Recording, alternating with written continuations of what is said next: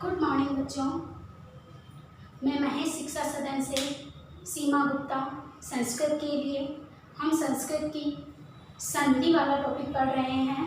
संधि वाले टॉपिक के हम दीर्घ संधि पढ़ चुके हैं, संधि की परिभाषा वगैरह पढ़ चुके हैं, संधि के भेद पढ़ चुके हैं और हम दीर्घ संधि पढ़ चुके हैं। आज हम गुण स्वर संधि पढ़ेंगे। स्वर संधि में गुण स्वर संधि पढ़ेंगे। जैसा कि हम जानते हैं या बता चुकी हूँ मैं कि स्वर संधि जो होती है उसमें दो स्वरों की मेल को स्वर संधि बनती है, यानी कि दोनों तरफ स्वर होंगे, प्रथम वर्ण या द्वितीय वर्ण, दोनों में क्या होना चाहिए? स्वर होना चाहिए, तभी स्वर संधि कहलाती है। इसमें हम पढ़ रहे हैं गुण स्वर संधि। गुण स्वर संधि का सूत्र होता है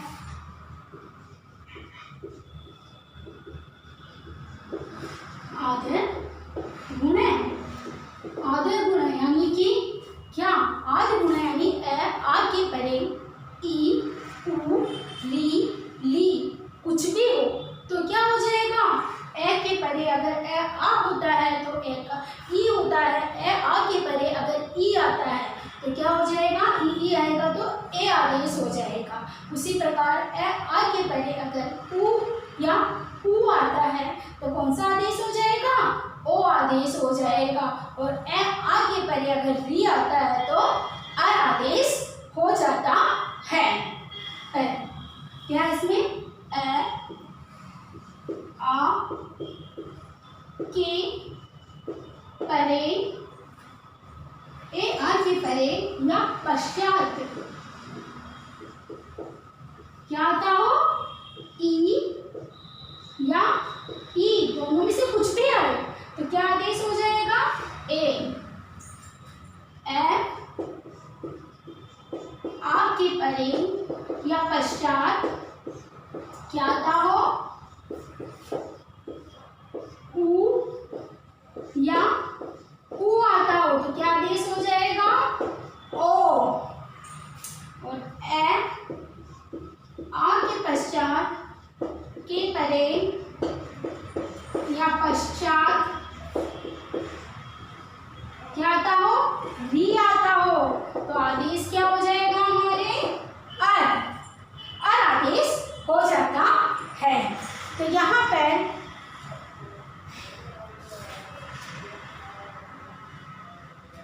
और ए आ के परे, ए आ के पश्चात परे यानी बाद में या पश्चात क्या आता हो हमारी? ली। क्या आता हो? ली।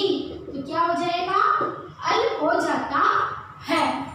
तो गुण स्वर संधि में का सूत्र होता है आद गुणे। आद गुणे में ए आ के पश्चात यानी गुण आदेश होगा। गुण स्वर संधि जैसे नाम से पता चल रहा, गुण यानी गुण आदेश होगा, यानी गुणा हो जाएगा। यूं नहीं कि पहले हमने जब दीर्घ संधि पढ़ी थी तो हमने क्या पढ़ा था? ए आ के पश्चात से अकसा वर्ण दीर्घ है, अकसा वर्ण दीर्घ पढ़ा था, यानी कि ए के पश्चात ई आना चाहिए, ए के पश्चात ई आने, ई के पश्चात ई आना चाहिए, तो दीर्घ संधि जो कह रही थी यानी कि एक ही सवर्ण का होना चाहिए, एक ही चीज का आदेश होगा। लेकिन यहाँ पर क्या है? यहाँ पर गुण है। ए आ हमारा प्रथम स्वर रहेगा, प्रथम पूर्व पद का रहेगा और उत्तर पद का क्या रहेगा? उत्तर पद में अगर ई हो प्रथम वर्ण, यानी कि कैसे? एक एग्जांपल मैं आपको देती हूँ। गणेश, जो ये गणेश शब्द जो आपके आया है तो यहाँ पर गण प्लस ईश जो ये शब्द बना है इसमें गण यानी कि प्रथम वर्ण का, प्रथम शब्द का जो प्रथम अक्षर बना हमारे, इसके जब दो टुकड़े किए हमने यानी संधि विच्छेद किए तो दो भागों में डिवाइड हुई संधि हमारी, दो भाग बने, इसके दो शब्दों से मिल के बने गणेश शब्द बना है, दो शब्दों से मिल के क्या बना? गणेश। और संधि की परिभाषा हम जानते हैं, जब दो वर्ण आपस में मिलते हैं या अत्यधिक निकट आ जाते हैं तो उसमें कुछ बदलाव हो जाता है और वही हमारी क्या है? संधि कहलाती है। यहाँ पे ए, तो यहाँ पे ए हो जाएगा, न में से ए निकल गया तो क्या हो गया? गण। हमें पता है कि व्यंजन अपने आप में पूर्ण नहीं होते, स्वरों की सहायता से मिलकर बने हुए हैं, तो गण में भी ए जुड़ा हुआ तभी पूर्ण लिखा हुआ है। मैंने हलंत के बारे में भी बताया था आपको, हलंत कब लगाते हैं हम लोग? जब वो पूर्ण होता है तब हलंत, इसमें से ए निकल गया और इसका ई, तो क्या बनेगा हमारे? ए। यानी ये प्रथम वर्ण का अंतिम वर्ण में से हमें व्यंजन स्वर निकालना और इसका प्रथम, जब प्रथम स्वर अंतिम स्वर का ए और इसका ई मिलता है तो ए आदेश होता है और गणेश यानी गणेश। अब ये देखिए, अगर आप इसको करते हो इस टाइप से डिवाइड हो जाता है, अगर हम इसको छोटे छोटे टुकड़ों में भी अगर करके देखते हैं तो ये ऐसे बनेगा आपके, है ना, ठीक है, ऐसे बनता है। तो ए प्लस ई को जब मिलाते हैं तो ए हो जाता है, क्या आदेश हो रहा है हमारे, ए आदेश हो रहा है। और शब्द क्या बन रहा है, ग, एक की मात्रा कहाँ जाएगी, ऊपर, और शब्द क्या बन रहा है, गणेश। अगर हम छोटे से छोटे टुकड़े करके अगर इन्हें समझने की कोशिश करेंगे तो शायद मेरे हिसाब से कभी संधि आपकी गलत होगी ही नहीं, क्योंकि हम संधि में क्या दो शब्द डिवाइड कर रहे हैं, दोनों शब्दों का अपना अपना कोई ना कोई अर्थ होगा, तभी ये संधि कहलाएगी। नहीं तो शब्द कैसे कहते हैं हम इनको, शब्द में सार्थक इकाई होती, किसी न किसी कोई ना कोई अर्थ जरूर निकलता है, यानी दोनों का कोई ना कोई अर्थ निकल रहा है। इसी प्रकार गणों का ही क्या कहलाएगा, गणेश। यह हमारी स्वर संधि, गुण स्वर संधि है। यस, एक बार वापस समझिए आप कि इसका सूत्र अगर आपको समझ में आ गया तो संधि भी अच्छे से समझ में आ जाएगी। सूत्र आद्गुण, संस्कृत में इसका सूत्र आद्गुण, आ के पहले या पश्चात ई आए तो हम क्या कर दें, ए कर दें। आ के पहले या पश्चात उ आए तो ओ आदेश कर दें। आ के पहले या पश्चात अर आए तो री आए तो हम उसका अर आदेश कर दें, और आ के पश्चात अगर री आए तो हम क्या आदेश कर दें, अल आदेश कर देते हैं। अब इसके कुछ उदाहरण के द्वारा अगर हम इसको समझेंगे तो हमें गुण संधि बहुत अच्छे से समझ में आने लग जाएगी आपको।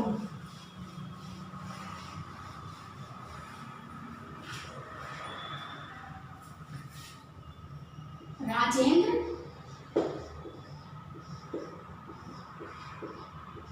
राजेंद्र,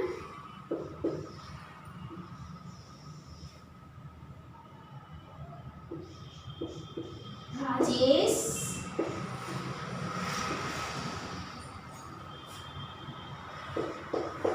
महेश,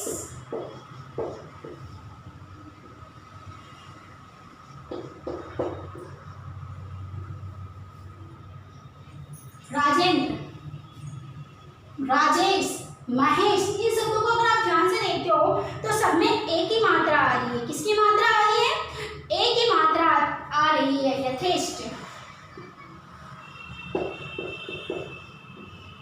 इन शब्दों को अगर आपने ध्यान से देखा होगा तो इन सब के ऊपर ए की मात्रा आ रही है, ए की मात्रा, ए की मात्रा, ए की मात्रा, ए की मात्रा, यानी इससे तो ये पता पड़ रहा है कि गुण स्वर संधि में ए की मात्रा है, यानी कि या तो ए की मात्रा होगी या ओ की मात्रा होगी, ये तो फिक्स है। ए की मात्रा, ओ की मात्रा, ये फिक्स होगी इसमें गुण स्वर संधि की। अगर हम एक मोटे मोटे रूप में पहचान देखना चाहें तो इसकी यही पहचान होती है कि इसमें एक ना एक जगह ए की मात्रा, ओ की मात्रा आती है।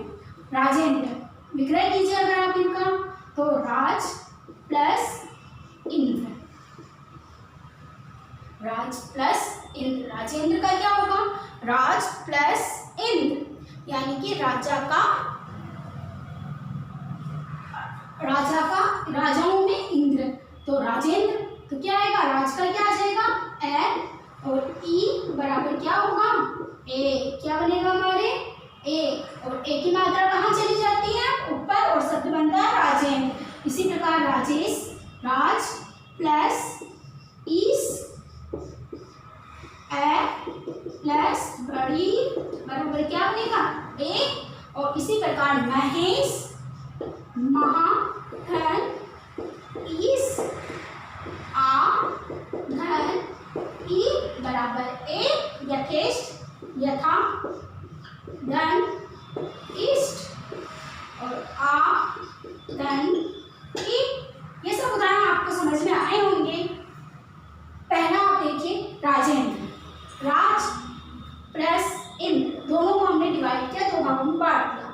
संधि वही है कि हमने बोला संधि विच्छेद किया जाएगा, तो संधि विच्छेद किया गया तो उसमें ए और ई बना, और क्या बना हमारे साथ, ए। इसी प्रकार राजेश, राज प्लस ईस, ए प्लस ई बराबर ए। इसी प्रकार महेश,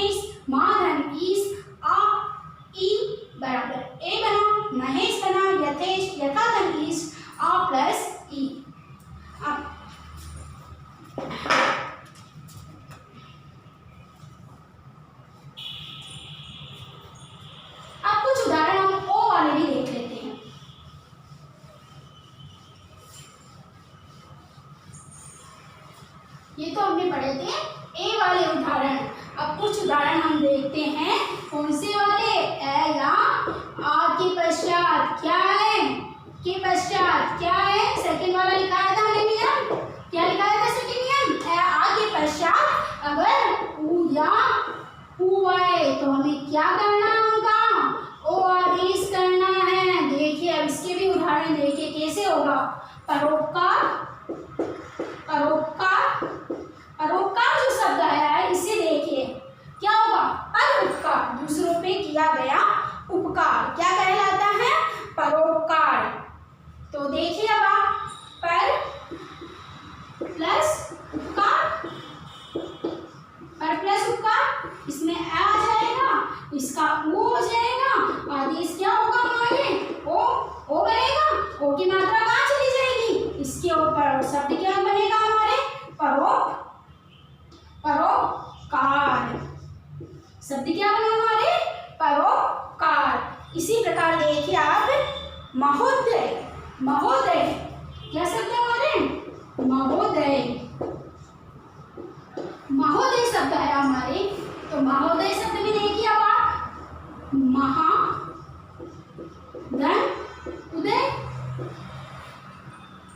महाधन उदय, तो आ जाएगा इसका और इसका उ, आ प्लस ऊ बराबर क्या बनेगा हमारे, ओ बना, तो ओ का ऊपर कहाँ चली जाएगी मात्रा, इसके ऊपर, और शब्द क्या बनेगा हमारे, महा प्लस उदय मिलकर शब्द क्या बनेगा, महोदय। इसी प्रकार देखिए अब आप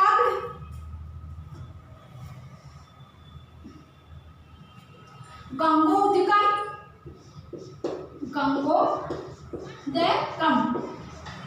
गंगोदकम, गंगा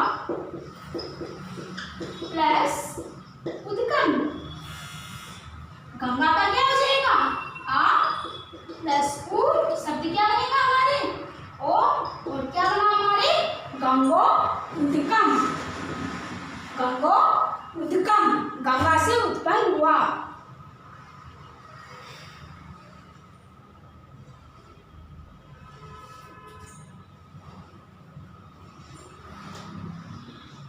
अक्षो, अक्षो उहुणी, अक्षो हीणी, अक्षो हीणी, ये हमारा इसका अपवाद है। क्या है, ये हमारे अपवाद है। गुण स्वर संधि का अपवाद, ये क्या हमारे अक्षोहिणी गुण स्वर संधि का अपवाद है। इसमें क्या है, डबल औ की मात्रा, औ की मात्रा आ रही है जो कि अपवाद है। गुण स्वर संधि में केवल एक ही मात्रा होती है जो कि ओ की मात्रा आती है, लेकिन इसमें औ की मात्रा आ रही है तो ये गुण स्वर संधि का अपवाद है। क्या ये अपवाद है, गुण स्वर संधि का अपवाद। इसका विग्रह क्या होगा, अक्ष प्लस उ ई नी, शब्द क्या बन रहा है, ए प्लस उ मिलकर ओ बनना चाहिए, परंतु शब्द हमारे बन रहा है आउ, शब्द क्या बन रहा है आउ, तो ये इसका अपवाद हुआ। ये मोस्ट है और आपको इसको ध्यान भी रखना है, एग्जाम में ये बार बार रिपीट होता है अक्षोहिणी, क्योंकि ये गुण स्वर संधि का अपवाद है। इसको देखकर हम वृद्धि स्वर संधि समझ जाते हैं, जबकि अपवाद किसका है, ये गुण स्वर संधि का अपवाद है। यस, स्क्रीनशॉट ले लीजिए आप।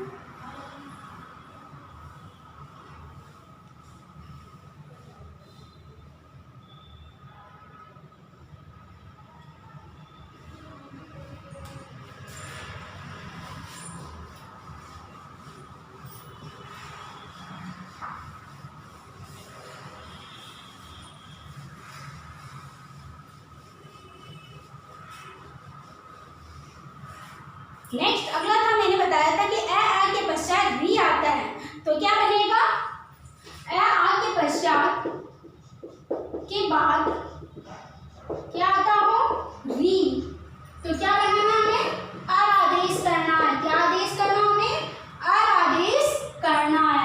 ए आ के पश्चात या बाद में री आता हो तो हमें क्या आदेश करना है, अर आदेश करना है। कष्णी क्या है, प्रश्न विधि, प्रश्न विधि। अब यहाँ पे क्या बनेगा, प्रश्न रिद्धि, कृष्ण प्लस रिद्धि, ये शब्द हमारे कृष्ण रिद्धि, तो शब्द क्या बनेगा? कृष्ण, कृष्ण प्लस रिद्धि।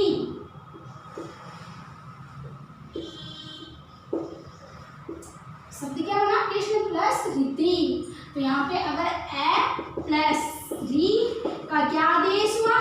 अर आदेश हुआ, और अर आदेश होते ही पहले रे की मात्रा कहाँ चली जाती है?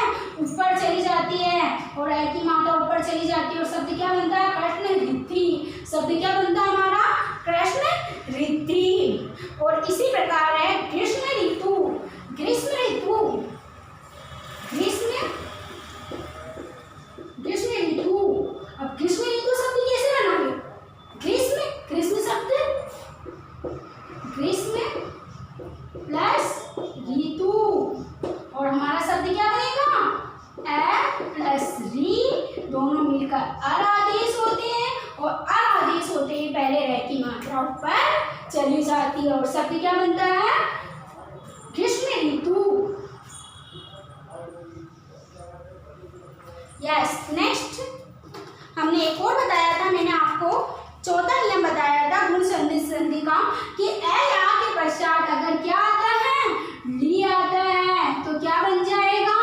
ली का अल आदेश हो जाएगा। ये भी बताया था मैंने आपको। क्या बताया था? ए आ के पश्चात अगर क्या आता हो? परे या पश्चात क्या आता हो? ली आता हो, पश्चात ली आता हो, तो क्या आदेश हो जाएगा? अल आदेश हो जाता है। अल आदेश हो जाता है, इसमें आएगा आपका तब लकार, तब लकार, तब लकार। दूसरा एक और लिख देते हैं हम उदाहरण, मल्यकार, मम प्लस लकार।